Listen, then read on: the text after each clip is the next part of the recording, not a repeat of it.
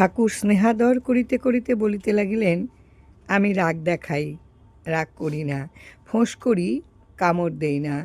আমার রাগ তরঙ্গহীন, তাতে চিত্তে ঢেউ খেলে না, কোনো রকম দাগ কাটে না।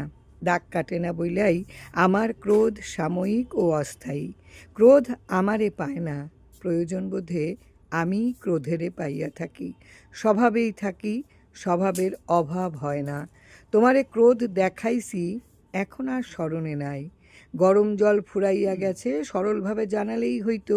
তা না কইরা তুমি দ্বৈত বুদ্ধির আশ্রয় নিলা কেন? সরলতার আশ্রয়ে থাকা নিরাপদ।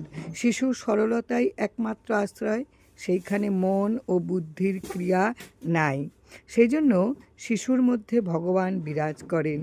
শিশুর মতন সরল হইতে পারিলে ভগবানেরে পাওয়া যায়। আমি বাঞ্ছা করি তুমি শিশুর মতো সরল হও।